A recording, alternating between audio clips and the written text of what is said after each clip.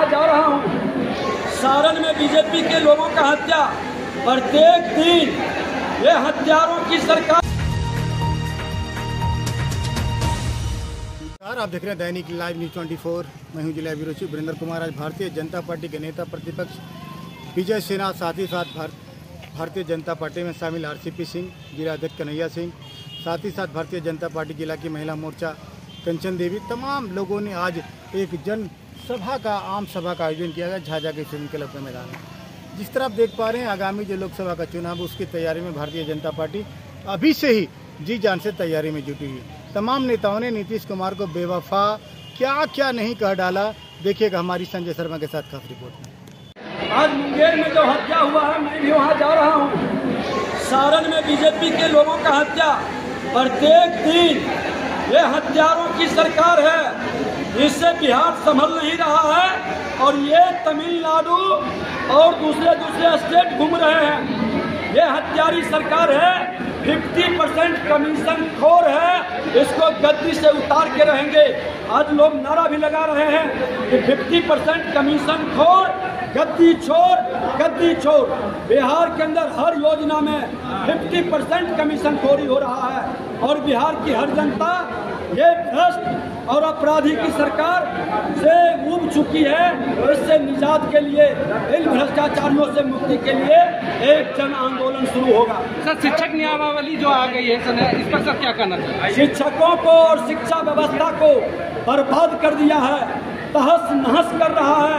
ये शिक्षक नियुक्ति के माध्यम से भाई भतीजावाद और तहसीलदारी की व्यवस्था, जिस बीपीएससी के अंदर भ्रष्टाचारियों पर आरोप लगा, क्वेश्चन आउट का आरोप लगा, सीबीआई से जांच नहीं कराया, ये सिर्फ नियुक्ति घोटाला है। शिक्षकों का एसपी सिंगला को 5 कॉन्ट्रैक्टर का काम दिया गया पुल का, एसपी सिंगला को, जिसमें भागलपुर का एक पुल ध्वस्त हुआ है। उसके बारे में कुछ डिटेल जानकारी देंगे? एसपी सिंगला सरकार का चहेता कंपनी है, सरकार के बड़े नेता का उसमें हिस्सेदारी है। किस सरकार की बात कर रहे हैं आप? नीतीश कुमार की सरकार की बड़े लोगों की हिस्सेदारी है। सीबीआई से जांच होगा तो ये स्पष्ट होगा। संवैधानिक संस्था पर उनको विश्वास नहीं है तो हाई कोर्ट के सिटिंग जज से जांच कराए। ये भ्रष्टाचारी की सरकार है।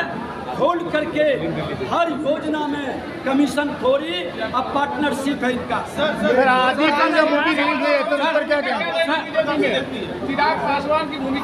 भारतीय जनता पार्टी देश के प्रधानमंत्री नरेंद्र मोदी जी का महामंत्र सबका साथ, सबका विकास, सबका विश्वास, सबका प्रयास को जो ग्रहण करेगा, राष्ट्रवाद के पथ पर चलेगा, भाजपा उसका स्वागत करेगा। चिराग पासवान लेकर क्या कहेंगे?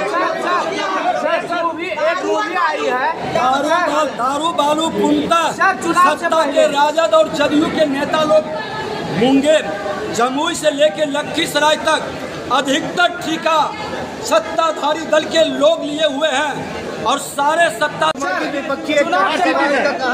जिस तरह से नीतीश कुमार को जमकर कोसा किया, क्या लगता है ये भ्रष्टाचारी सरकार को मुक्ति मिल जाएगी? देखिए, एक बात जरा जान लीजिए, आप लोगों ने सबसे पहले जो प्रश्न पूछा था, जिसका विजय बाबू जवाब दे रहे थे कि बिहार में जो हत्याओं का माहौल, मैं परसों गया हुआ था जी मोतिहारी, इसी प्रकार की जनसभा थी। वहाँ तो मैं सुन करके स्तब्ध रह गया। क्या मनोबल बढ़ गया अपराधियों का। वो हत्या करता है, उसका वीडियो बनाता है और उसको वायरल करता है। ये वही बिहार की सरकार है। जरा याद करिए, 2005 में जब नीतीश बाबू मुख्यमंत्री बने थे, हम उनके साथ थे, बीजेपी साथ थी, एनडीए की सरकार थी। किसी अपराधी की हिम्मत थी? इसका मतलब क्या है? देखिए, अपराध कैसे नियंत्रण में रहता है। 4 लोग होते हैं, मुख्यमंत्री जो गृह मंत्री भी हैं, इनके डीजीपी, एसपी और जो थानेदार होता है। इसका मतलब यही है कि चारों में कहीं न कहीं गैप है। या तो मुख्यमंत्री जी बात डीजीपी को नहीं कर रहे हैं, या डीजीपी अपने एसपी से समन्वय नहीं कर रहे हैं, या जो एसपी है वो थानेदार से नहीं कर रहा है। डीजीपी को बालू दारू में लगा दिया सर। स्थिति ये हो गई है। बताइए साहब, अपराध कर रहा है, मर्डर कर रहा है, उसका वीडियो बना के वायरल कर रहा है। जिहाद पासवान को रखिएगा बीजेपी या हटा दीजिएगा। 8 साल हो गए शिलान्यास का, अभी तक पूरा नहीं हुआ। देखिए वो तो रेलवे का जो भी स्वीकृति हो जाए तो बनता ही, लेकिन काम में बड़ा मतलब शिथिलता है, उस पर होता है। बिहार सरकार की लापरवाही, गैर जिम्मेदारी से विजय सर कहीं न कहीं साफ करें, जंगल राज बिहार में कायम हो गया है। जंगल राज नहीं, गुंडा राज कायम है। क्या कहना दारू बालू चालू है इसलिए। सर सरकार के बजट में खोट है इसलिए। देखिए अभी एक बात कर रहे थे आरसीपी सर, देखिए आपने एक बात कही दारू की और बालू, आप जरा देख लीजिए, आपने सही बात की। जो हमारी नदियां हैं बिहार, स्वरूप बिगड़ गया है। स्वरूप क्या, आप जरा समझिए, आने वाले समय में नदियों की क्या स्थिति होगी, पूरा का पूरा उनका सब बेकार हो जाएगा। और आरजेडी के पास कितने एमपी, समाजवादी पार्टी के कितने एमपी, वो एमपी है क्या इन लोगों के पास? यहाँ लेफ्ट के एमपी को है क्या? गवर्नमेंट है, अरे गवर्नमेंट राज्य में है, राज्य में। अच्छा सुन लीजिए, आपके वेस्ट बंगाल में कांग्रेस टीएमसी है, कांग्रेस को दीजिएगा वहाँ। जब कांग्रेस को नहीं दीजिएगा टीएमसी, आम आदमी पार्टी कांग्रेस को नहीं देगी, केसीआर कांग्रेस। एनडीए पर कितना प्रभाव देख रहे हैं आप इनकी कवायद का? देखिए नीतीश बाबू कवायद काहे के लिए, बिहार की जनता का ध्यान बांट। 3 महीना से कौन काम हो रहा है बिहार में जी? सिर्फ नीतीश बाबू आज वहाँ गए, आज वहाँ गए, आज यहाँ मीटिंग होना है विपक्षी का। बिहार की जो ज्वलंत समस्या है, जो भी आपने देखा कानून व्यवस्था, आगे आने वाले समय में बाढ़ की बात आई, इतनी गर्मी पड़ रही है, बेरोजगारी की समस्या, उस पर कभी चर्चा की है? चलिए बहुत बता रहा हूँ ना, देखिए समस्या कहाँ पर है।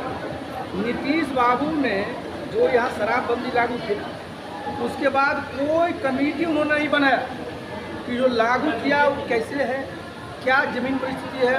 आप देखिए अवैध कारोबार शराब का चल रहा है, वो आप बात बोल रहे हैं। और गंभीर बात है कि जो है लोग नशा के और भी चीज़ों का सेवन कर रहे हैं, और खास करके ड्रग्स जो हमारी युवा पीढ़ी है उसको बर्बाद कर देगा साहब। इसलिए देखिए, जब मुख्यमंत्री के दिमाग में बात जाएगी तब वो तो समझते कि मैं बहुत बड़ा काम कर रहा हूँ। और कहते क्या है जी, सब स्कूल के बॉर्डर क्या लिखवा रखा है, गांधी जी के साथ आप लिखा है ना सामाजिक पर, पहला क्या लिखा है, पहला लिखवा रखा है क्या, सिद्धांत के बिना राजनीति। और नीतीश बाबू का आज की राजनीति क्या है, कोई सिद्धांत है क्या? बिहार की जनता ने जनादेश दिया था एनडीए के मुख्यमंत्री के रूप में काम करने के लिए। आप सब सिद्धांत को तिलांजलि देकर के चले गए उनके साथ, जिनके साथ आपने जीवन भर उनके खिलाफ लड़ी। तो सबसे पहले तो नीतीश बाबू को चाहिए जो हर एक स्कूल में सामाजिक पाप को लिखवाएं, उसको मिटवा दें। और बिहार में प्रति व्यक्ति औसत है सिर्फ 54,000। नीतीश बाबू आपको मुबारक। देखिए बोले हमने ये किया, हमने वो किया, हमने क्या किया, बताइए क्या करा। 18 साल से आप मुख्यमंत्री है, 23 साल से बड़े भाई छोटे भाई है, बीच में 2 महीने के लिए आपने मानसिक बोला है। आज आप देखिए कि राष्ट्रीय औसत से इतना नीचे हो, इसका कोई सोच नहीं है। तो सोच किस चीज पर है कि सब बिहार वाले को गिर मारा पहुंच जाती हो, तो हाईकोर्ट में रोक लगा क्या कर रहे थे, सबसे गिर मारे। दूसरा क्या, सबके मुंह में लगवा के दारू पिए, कड़ी पिए। बताइए सर ये देश कहाँ जा रहा है, किस प्रकार का काम हो रहा है, और आप क्या कर रहे हैं? और क्या बोलते हैं कि हमको 20 लाख को रोजगार, 10 लाख को नौकरी देंगे, 10 लाख को रोजगार देंगे। और अब तक जो 10 महीना में नियुक्ति पत्र बांटे हैं किस पीरियड का है जी, वो एनडीए पीरियड का है, नीतीश बाबू आपके पीरियड का है। भाई दारू पिए के लिए पुलिस का पहला काम क्या है, जो इंडियन पिनल कोड में जितने भी हैं उनको रोकना। उसको कहाँ लगा रहे हैं, दारू को। इसलिए जो हमारे जो 45,700, अरे सवेरे सवेरे प्रधानमंत्री जी को और केंद्र सरकार को धन्यवाद दें नीतीश बाबू, लेकिन जाकर कर्मचारी को तनख्वाह सर्विस अनुपमा माता बहन उनका उद्बोधन आपने सुना। भारत सरकार के पूर्व मंत्री शासन प्रशासन के अनुभव को लेकर एक के माध्यम से बिहार के मुख्यमंत्री को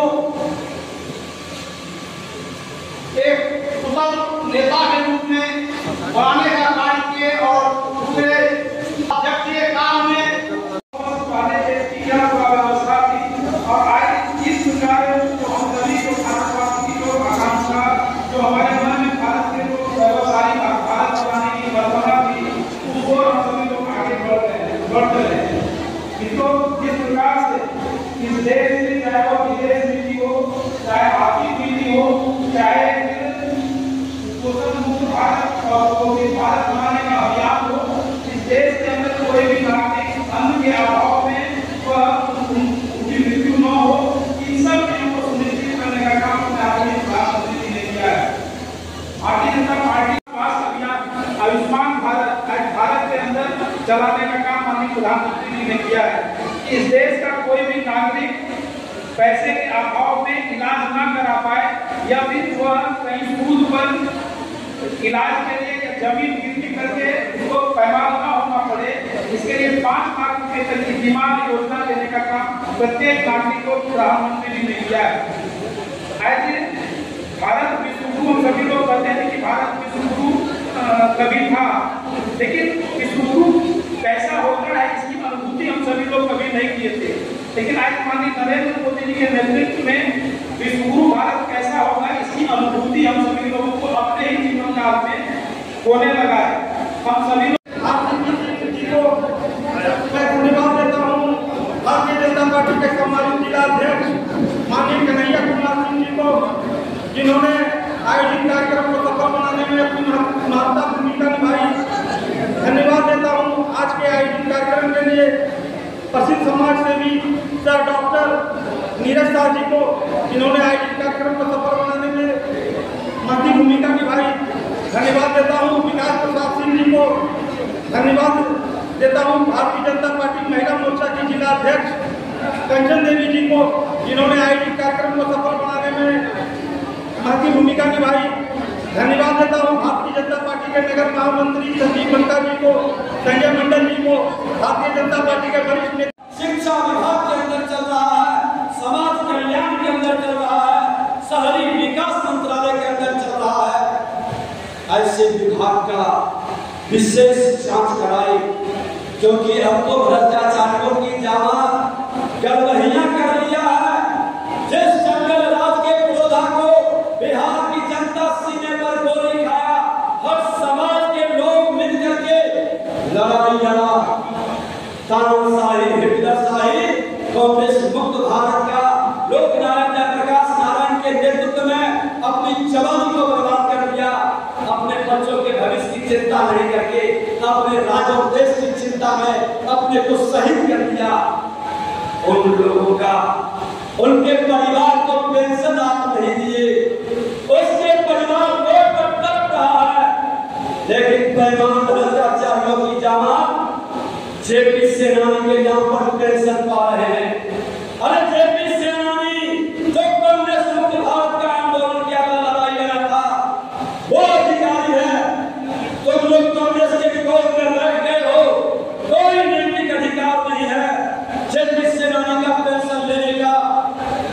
और आप लालू यादव, नीतीश कुमार, जेपी के सपना को चूर करने वाले, कांग्रेस के साथ सरकार चलाने वाले, कांग्रेस की गड़बड़ियां करने वाले, और 22 तारीख को कांग्रेस ने बिहार की जनता को लज्जित करने के लिए, बेदब करने के लिए बिहार में बैठक रखा। 21वीं सदी भारत का होगा, भारत विश्व गुरु बनेगा। आज 21वीं सदी के 22 वर्ष गुजार कर आप देखें इस 21वीं सदी में क्या क्या परिवर्तन हुआ है, कितना बड़ा परिवर्तन हुआ है। गरीबी हटाओ का नारा देते थे, भूख मिटाने का नारा देते थे। कांग्रेस के 50-60 साल के शासन में न गरीबी हटा न भूख मिटा, लेकिन 21वीं सदी में भारत प्रवेश करते हैं। श्रद्धेय अटल बिहारी वाजपेयी जी ने अन्नपूर्णा योजना, अंत्योदय योजना शुरू करके इस धरती पर जो भी धर्म लिया, किसी जाति धर्म क्षेत्र भाषा का है, भूख से मरने नहीं दिया। ये सफर क्या उन्होंने जो रास्ता दिखाया, उसी रास्ता के पश्चिमों पर उनके सपनों को साकार करने के लिए देश के प्रधानमंत्री माननीय नरेंद्र मोदी जी ने कहा कि आपने भूख से नहीं मरने दिया। मैं इस माँ भारती के धरती पर किसी भी घर में अंधेरा नहीं रहने देंगे। हर घर में प्रकाश पहुंचाएंगे, हर घर में प्रकाश की रोशनी से विकास पहुंचेगा। और उन्होंने 2014 में उसके पहले 2014 के पहले देश की आधी आबादी अंधेरा में था। गांव से आते हैं हम लोग, कई गांव का गांव अंधेरा में था। लेकिन देश के प्रधानमंत्री नरेंद्र मोदी जी ने संकल्प लिया कि कोई घर अंधेरा में नहीं रहेगा, हर घर तक बिजली पहुंचा। सारे जो कौन है ये ताकत दिखाती है भारत को कि हमारे प्रधानमंत्री न सिर्फ देश का बल्कि विदेश में भी कैसे शांति रहे, कैसे खुशहाली रहे, कैसे हमारी पृथ्वी सुरक्षित रहे, उस पर काम कर रहे हैं। और देश में पूरा देश आज होगा और हाइड्रोजन बनेगा कहाँ? हम पानी में क्या है? केमिकल H2O, हाइड्रोजन और ऑक्सीजन। आपको कुछ नहीं करना है, आप पानी में जब किसी प्रक्रिया करिएगा हाइड्रोजन निकल जाएगा तो बिजली हमारी हो जाएगी। भगवान हमारे यहाँ वरुण देवता ने इतना जल दे रखा है तो इलेक्ट्रोलाइसिस के प्रोसेस से अपने देश में इतना हाइड्रोजन उत्पन्न होगा कि दुनिया को भारत को ऊर्जा देगा कि रोशनी से उनकी जो ताप है उससे बिजली का उत्पादन होगा। और भारतवर्ष ने उसका लीड लिया है और उसका पूरी दुनिया में जो सोलर अलायंस है, इंटरनेशनल सोलर अलायंस है, उसका हेडक्वार्टर कहाँ होगा? भारतवर्ष में। पूछिए कभी कोई इंटरनेशनल कैपिटल भारत में खुला था सोलर अलायंस का? और आप लोग समझिए जब सोलर से विद्युत का उत्पादन होगा तो हमारे प्रधानमंत्री जी आगे सोच लीजिए। आज हम क्या करते हैं? हमारी गाड़ी चल रही है डीजल से, पेट्रोल